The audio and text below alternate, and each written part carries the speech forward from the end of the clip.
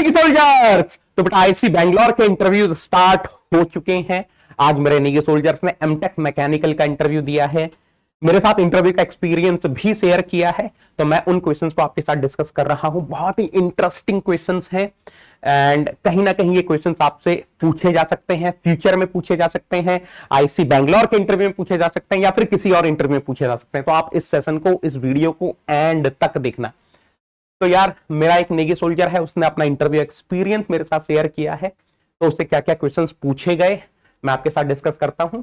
सबसे पहले तो उसने ये बताया कि उसके पैनल में 4 मेंबर्स थे, ठीक है। पहले कुछ कैजुअल बातें हुई, उसके बाद टेक्निकल क्वेश्चंस कहां से पूछे गए। सबसे पहले उससे पूछा गया कि भाई आपका फेवरेट सब्जेक्ट क्या है। बच्चे ने बोला मेरा फेवरेट सब्जेक्ट थर्मोडायनामिक्स है। तो एकदम बेसिक क्वेश्चन उससे पूछ लिया गया, ओपन सिस्टम क्या है, क्लोज सिस्टम क्या है, दोनों के बीच में क्या डिफरेंस है। उसके बाद उससे पूछा गया write the most generalized form of first law of thermodynamics. तो बच्चे ने क्या किया, अनस्टडी फ्लो के लिए जो एनर्जी इक्वेशन है वो लिख दी। फिर उससे पूछा गया कि भाई इस एनर्जी इक्वेशन में जो कैपिटल ई है ये क्या रिप्रेजेंट कर रही है।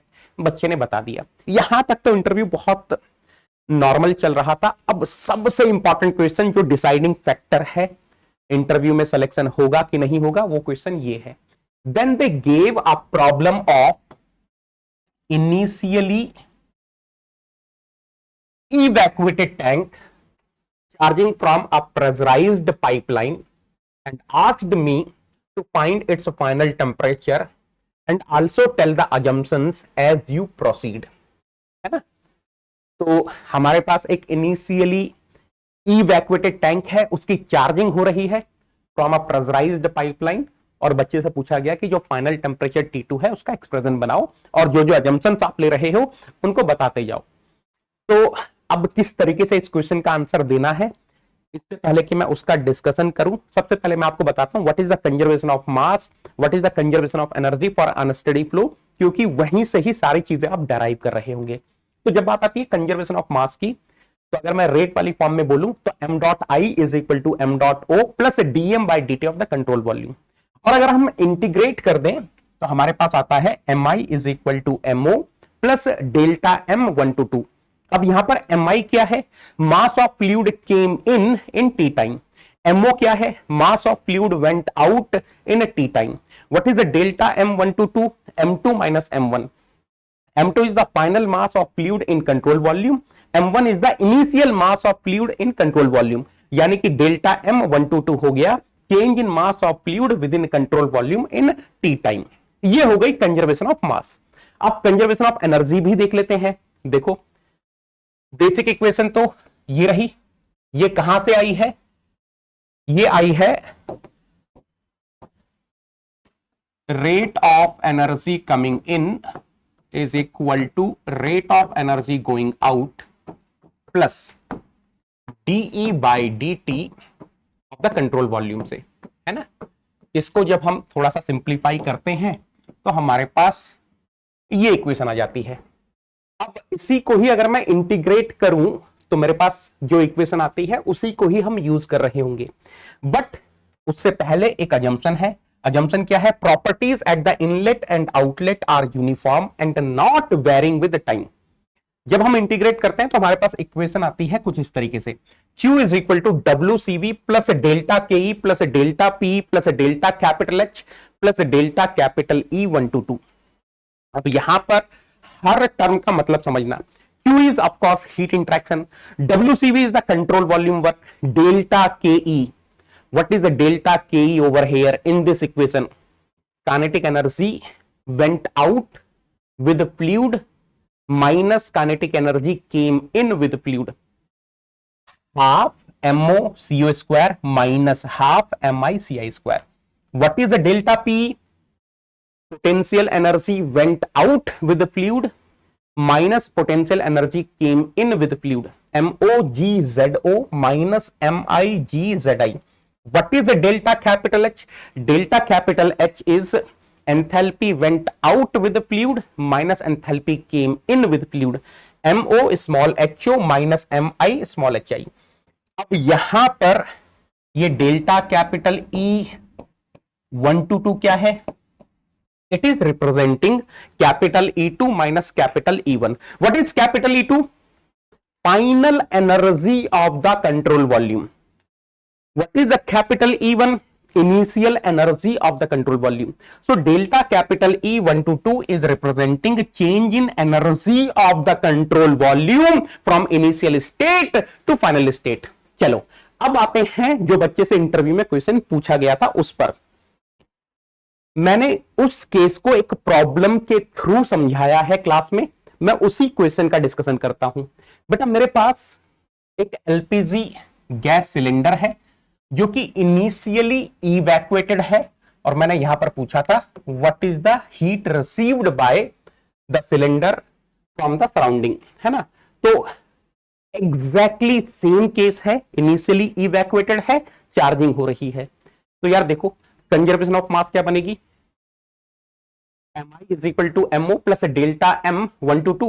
There is no outlet, charging हो रही है, there is no outlet, MO is 0, mass went out is 0. Delta M 1 to 2 will be M2 minus M1. M1 will be 0. Initial mass is 0 because the tank is initially evacuated. तो जो conservation of mass बनेगी वो कुछ इस तरीके से बनेगी, mass came in is equal to final mass of the fluid within the control volume. ठीक है, now we are writing the conservation of energy. Q is equal to WCV plus a delta K plus a delta P plus a delta capital H plus a delta capital E 1 to 2. WCV will be 0। अगर मैं बोल रहा हूं कि जो tank है वो rigid tank है तो कोई भी डिस्प्लेसमेंट वर्क पिक्चर में नहीं आ रहा होगा, इसके अलावा कोई भी सॉफ्ट वर्क, कोई भी electrical work will not come into the picture. So basically overall control volume work is 0। Now the second assumption which I am taking is I am neglecting the kinetic energy and potential energy of the flowing fluid।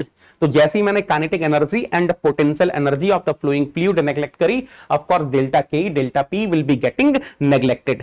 These are associated with the kinetic energy and potential energy going out, coming in, so these will be 0।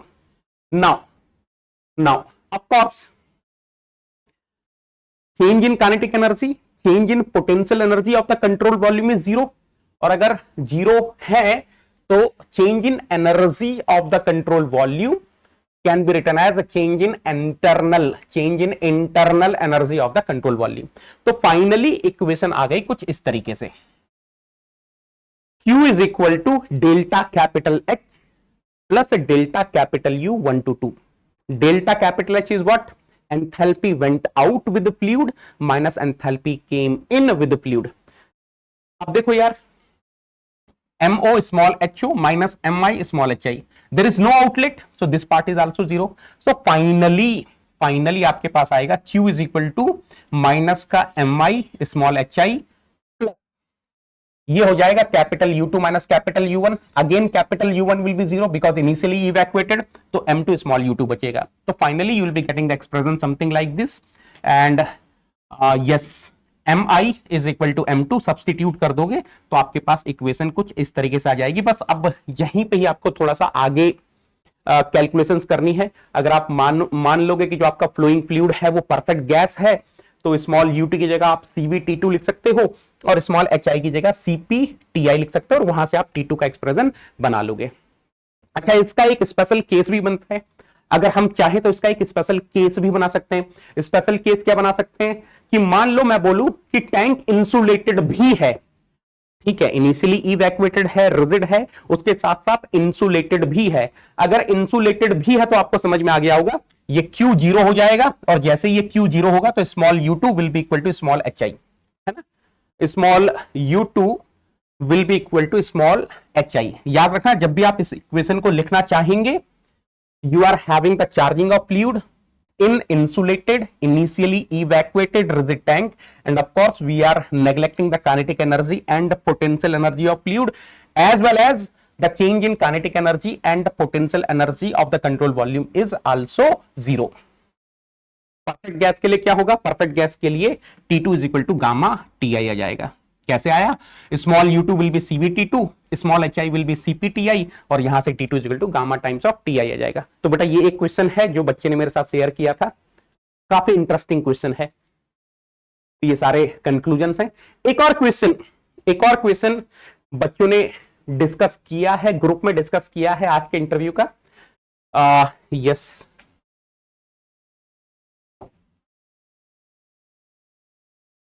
क्या है? Water गिर रहा है, heat दी, piston ऊपर जा रहा है, water नीचे गिर रहा है, हीट सप्लाई पूछी है, टेम्परेचर पूछा है, प्रेशर पूछा है। बेटा मैंने क्लास में एक नहीं दो दो क्वेश्चंस ये वाले करवाए हैं। एक क्वेश्चन कुछ इस तरीके से करवाया है कि मेरे पास एक पिस्टन सिलेंडर अरेंजमेंट है, पिस्टन सिलेंडर अरेंजमेंट के अंदर एयर भरी है, पिस्टन के ऊपर वाटर है ना। लेट सपोज जो वाटर है वो कैपिटल एच हाइट पर भरा हुआ है, and now what we are doing is we are supplying the heat to air.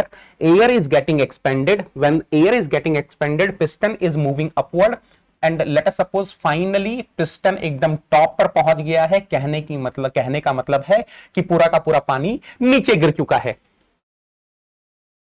इस केस में जो मैंने क्वेश्चन करवाया था वो कुछ इस तरीके से करवाया था कि बताओ भाई what is the displacement work done by air. तो यार देखो किस तरीके से अप्रोच करना है इस तरीके के प्रॉब्लम को। पहले आप P1 का एक्सप्रेशन बना लेंगे फोर्स बैलेंस करके इनिशियल प्रेशर का। इनिशियल प्रेशर क्या होगा?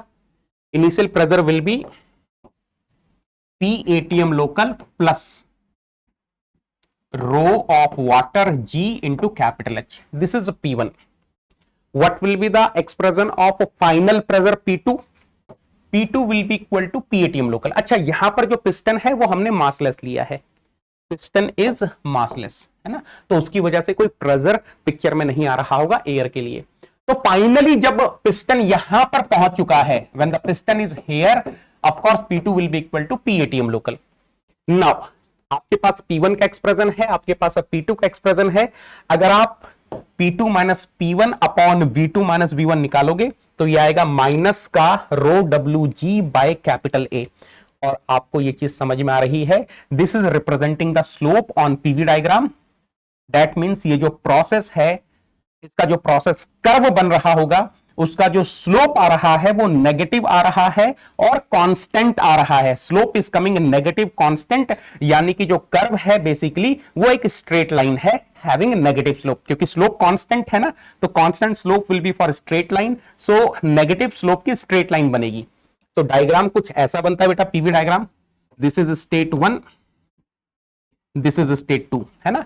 जैसे जैसे पिस्टन ऊपर की तरफ मूव कर रहा होगा, पानी नीचे गिर रहा होगा, पानी नीचे गिर रहा होगा तो एयर का प्रेशर डिक्रीज कर रहा होगा, इसलिए तो नेगेटिव स्लोप है।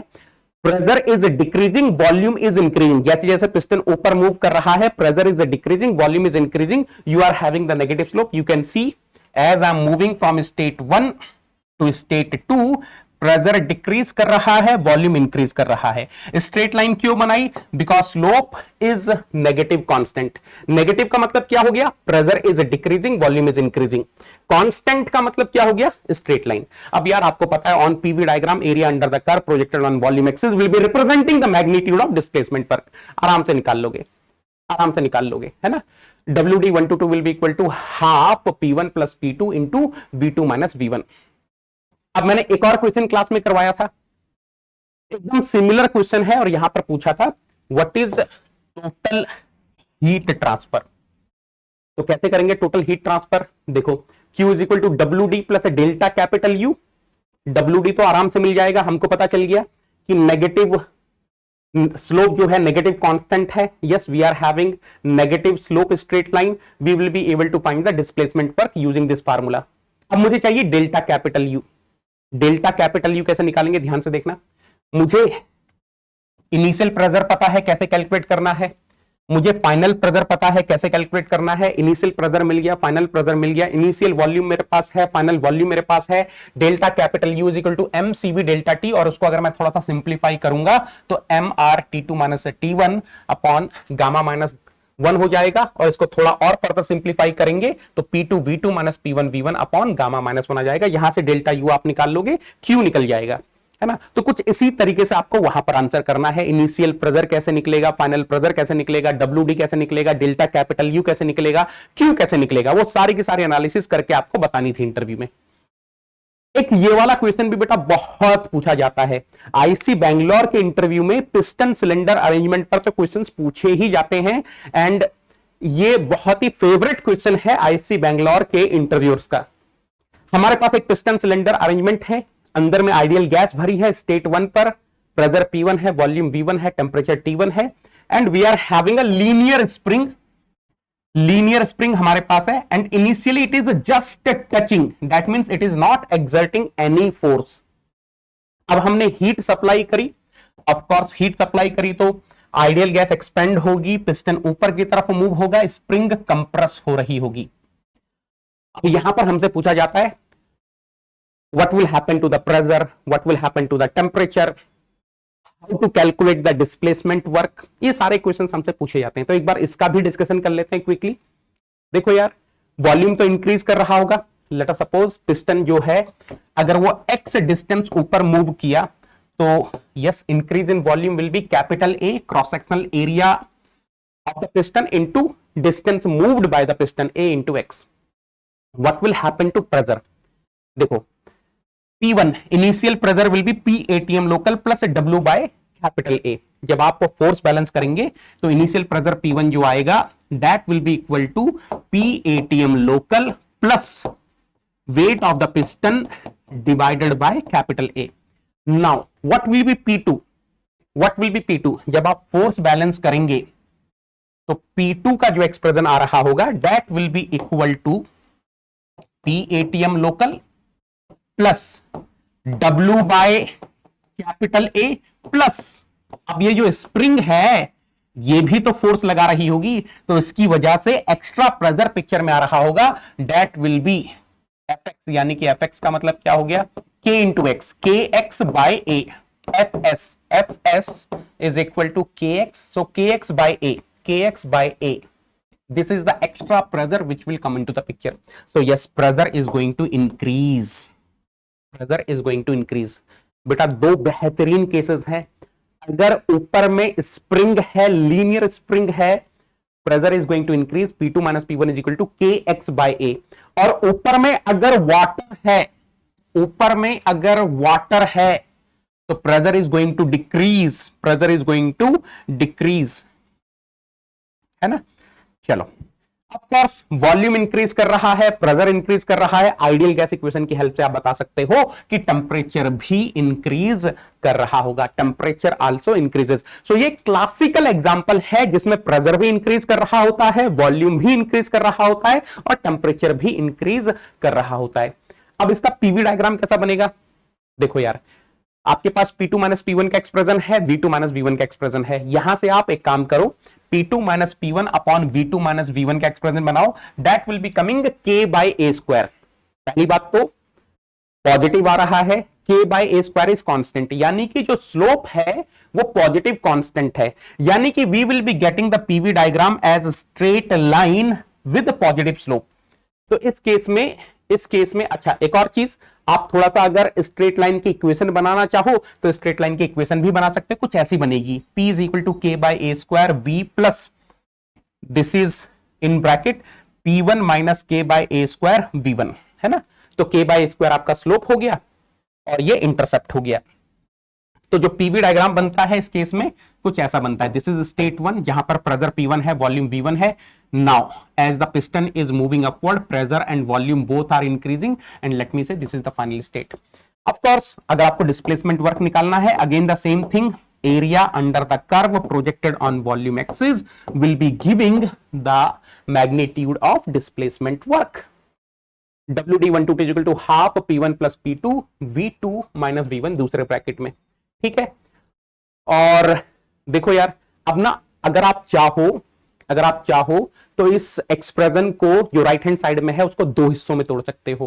पहला हिस्सा है P1 V2 माइनस V1, दूसरा हिस्सा है half KX square. What is P1 V2 minus V1? It is representing the work done in moving the piston against local atmospheric pressure।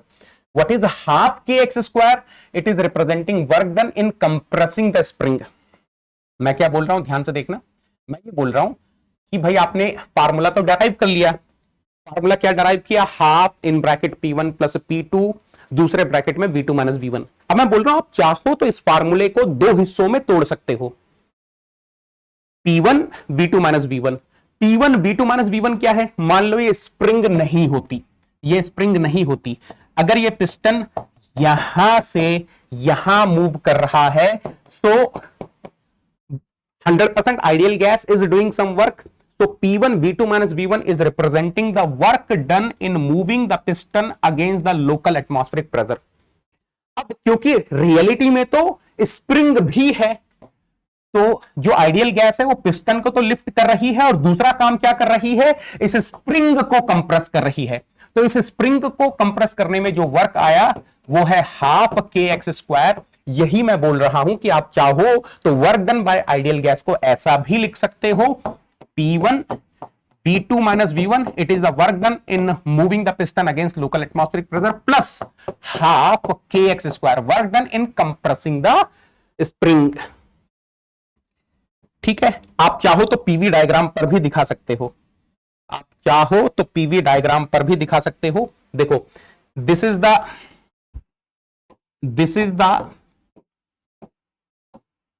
The total work done by the ideal gas. इसको चाहो तो आप दो हिस्सों में divide कर सकते हो। एक हिस्सा हो गया ये वाला,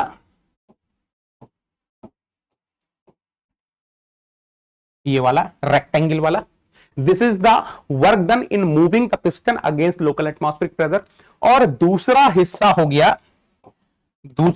गया ये वाला, this is the work done in compressing the spring, है ना।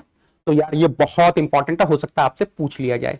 तो अगर आप चाहते हो कि इसी तरीके के क्वेश्चंस मैं आपसे डिस्कस करूं तो एक बार मुझे कमेंट में आप जरूर बताना, है ना। बार्क के लिए, आईसी बैंगलोर के लिए अगर आप चाहते हो, न्यूक्लियर पावर के लिए आप चाहते हो कि कुछ इस तरीके के क्वेश्चन डिस्कस किए जाएं, तो मैं जरूर कुछ ना कुछ क्वेश्चन आप लोगों के लिए लेकर आऊंगा। अच्छा, इसके अलावा एक और क्वेश्चन है जो पूछा गया है ना, शुभम से मेरे बच्चे से पूछा गया था, वो अभी आईसी बैंगलोर से अपना एमटेक कंप्लीट करने वाला है। उससे पूछा गया था कि रेफ्रिजरेटर और हीट पंप के बीच में क्या डिफरेंस होता है, और उसके बाद पूछा गया था कि out of electrical resistance and heat pump which one is more effective operation point of view. तो यार थोड़ा सा मैं आपको फटाफट से ब्रीफ कर देता हूं। यस, रेफ्रिजरेटर का एम होता है to maintain the lower temperature of lower temperature body, जबकि हीट पंप का एम होता है to maintain the higher temperature of higher temperature body. Refrigerator के केस में जो डिजायर्ड इफेक्ट है वो है to extract heat from lower temperature body Q.L, जबकि हीट पंप के केस में जो डिजायर्ड इफेक्ट है to supply the heat to the higher temperature body Q.H। Refrigerator के केस में जो सराउंडिंग है वो हायर टेम्परेचर बॉडी की तरह बिहेव करती है, और हीट पंप के केस में जो सराउंडिंग है वो लोअर टेम्परेचर बॉडी की तरह बिहेव करती है। अब सेकंड पार्ट पे आता हूं, हीट पंप और इलेक्ट्रिकल हीटर में कौन ज्यादा इफेक्टिव है। ऑफ कोर्स यार, heat pump will be more effective from operation point of view. कैसे? देखो, अगर आप मान लो आपके पास कोई इलेक्ट्रिकल रेजिस्टेंस है, इलेक्ट्रिक हीटर है, उसको आपने मान लो 50 वॉट के रेट से पावर सप्लाई करी, 50 वॉट के रेट से वर्क सप्लाई की, 50 वॉट की पावर सप्लाई करी, तो of course the maximum rate at which heat will be dissipated by this electrical resistor to the room will be 50 watt only. But on the other hand, अगर मैं बात करूं heat pump की, तो heat pump के case में जो equation आती है वो Q.H is equal to Q.L plus W dot आती है। तो W डॉट अगर 50 वॉट है, मान लो आप 50 वॉट के रेट से पावर सप्लाई कर रहे हो, तो Q.H will be more than 50 watt only because this Q.L will be having some value. तो 100% heat pump is more effective as compared to electrical heater। ये क्वेश्चन इंटरव्यू में पूछा गया था, है ना। सेकंड लॉ भी पूछा गया था, तो सेकंड लॉ भी एक बार आप देख लेना, कैल्विन प्लैंक स्टेटमेंट देख लेना, क्लॉसियस स्टेटमेंट देख लेना। तो यस मेरे बच्चों, हम लोगों ने नए बैचेस स्टार्ट किए हैं अनअकैडमी प्लस पर। यह बात हो रही है 2026-2027 वालों के लिए, जो 2026 के लिए प्रिपेयर करना चाह रहे हैं, 2027 के लिए प्रिपेयर करना चाह रहे हैं। 2026 के लिए श्रेष्ठ बैच स्टार्ट किया गया है, 2027 के लिए वर्धन बैच स्टार्ट किया गया है। इन बैचेस में मैं भी पढ़ाने वाला हूं, और अभी अनअकैडमी प्लस पर मेरा बेसिक थर्मोडायनामिक्स का कोर्स चल रहा है। मंडे से मैं एंट्रोपी चैप्टर स्टार्ट कर रहा हूं, तो अगर किसी को अनअकैडमी प्लस ज्वाइन करना है, this is the time you can join, है ना। Entropy, exergy, thermodynamic relations, properties of pure substances आपको पढ़ने को मिल जाएगा। एक अलग ही लेवल पे पढ़ाने वाला हूं, तो मिस मत करना।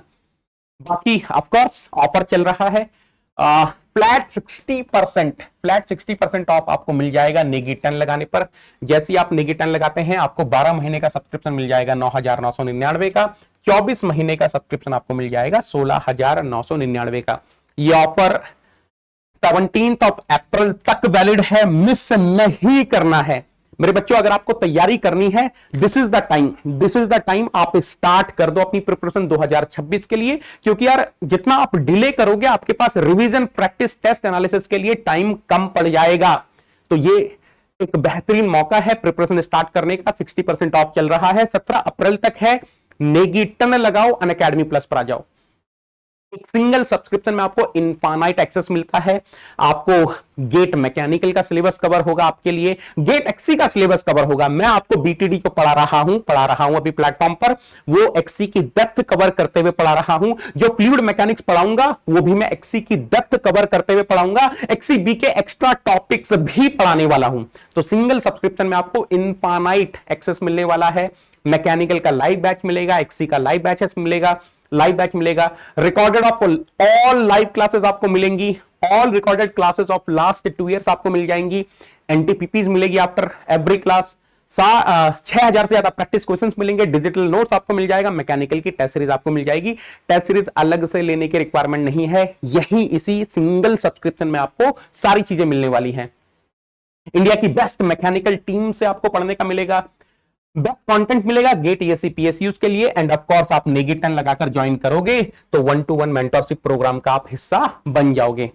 जैसे ही आप नेगी 10 लगाओगे, अनअकैडमी प्लस पर आओगे, 1-to-1 मेंटरशिप प्रोग्राम का हिस्सा बन जाओगे।